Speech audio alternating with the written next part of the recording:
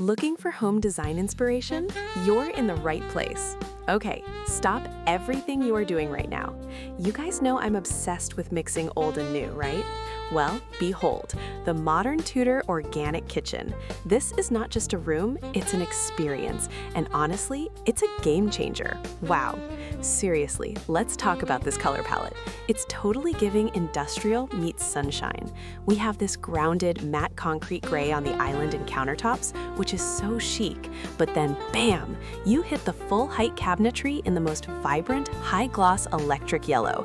It's insane. It's like a massive 8-foot wide statement wall of pure energy. Imagine cooking here. The contrast is perfection. And look at the details. That beautiful wood beam up near the 9-foot ceiling adds warmth, while the industrial spherical pendant lights keep the vibe super clean.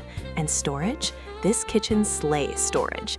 Those yellow cabinets are floor to ceiling, hiding everything perfectly. No more cluttered countertops, that whole drama is solved. Plus, that central island, it's easily 8 feet long by 4 feet wide. That's a party prep station.